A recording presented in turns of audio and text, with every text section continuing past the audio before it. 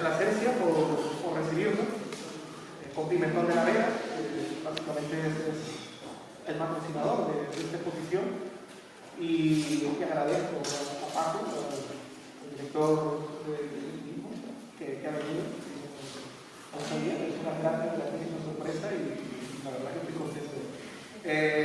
Lo que veis aquí es una selección de 28 imágenes que corresponden al fotolibro A Mi Memoria, que es una recopilación de 10 festividades de la provincia de Cáceres, con especial interés para mí en aquellas fiestas que se pueden perder o están al borde de la extinción por culpa de la despoblación. Entonces yo he arrancado el libro con la chicharrón y la carbonza, que se festeja en una pedagogía de los Lourdes, y a día de hoy ya llevan 3 años sin festejarlo. Y otras festividades que también gozan de salud, porque no todas están en esta tesitura, pero sí están festividades maravillosas como el Jarrampla, como las Carantoñas, como el Peropalo, como otras festividades que hago un esfuerzo por contarlas de una manera más amplia. Quiero aprovechar también para agradecer a Francisco Palomino de la editorial Atacama. Para nosotros la denominación de origen Pimentón de la Vera es un orgullo el poder patrocinar este libro que habla de tradición, que habla de alma, que habla de memoria, porque nosotros defendemos eso. Nuestro trabajo es tan bonito y tan complicado a veces como defender eso. Nuestro producto es un producto tradicional, es un producto con alma, es un producto que va ligado al alma de todas esas personas que desde hace cientos de años se dedican al cultivo y a la elaboración del pimentón.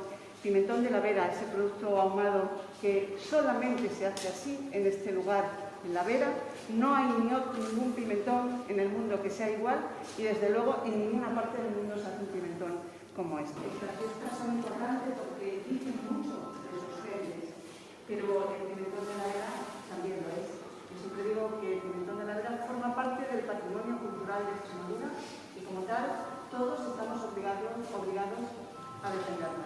Los productos se conocen no solo aquí, sino también en otros lugares del mundo. No hay que decir ni hacer referencia a estos grandes chefs que ya utilizan este producto como aquel que le pone el toque de singularidad y el toque final a algunos de los platos que ya de por sí reúnen productos de calidad. Es aquí el trabajo de un sueño de Jorge. Los sueños, todos los proyectos nacen siempre siendo soñados, fijaros 10 años, y nace un poco de poner de una manera plástica, de una manera a través de la fotografía, lo que son las fiestas de interés turístico más destacadas de la provincia de Cáceres, ¿no? Fiestas que son fiestas colectivas y que tienen algo de eso en común, como es el tema de la DOP, que es sobre todo la autenticidad. La autenticidad de nuestro pueblo, la autenticidad de esas celebraciones colectivas que nos proyectan en España y bueno, a nivel internacional, ¿no? 58 fiestas de interés turístico tiene Extremadura. Palabras de gráfica. Es de reconocimiento, primero al autor, pero segundo a la DOP que ha apostado por este proyecto. Muchas veces tenemos ideas, pero necesitamos socios, colaboradores, necesitamos patrocinadores. Y hoy quiero, en la persona de la presidenta y del gerente de la DOP, agradecer enormemente el papel de la sociedad civil en la creación del producto turístico. La mejor lucha contra la despoblación, precisamente, es creación de riqueza y empleo. Y todas estas fiestas de interés turístico, las 58 que hay en Extremadura, desestacionalizadas a lo largo de todo el año, eso llena de vida la actividad en la región. Pues gracias, Jorge, gracias, presidenta, gracias, alcalde y concejales, por los trabajos compartidos que estamos haciendo y que vamos a seguir haciendo en el resto de la ley.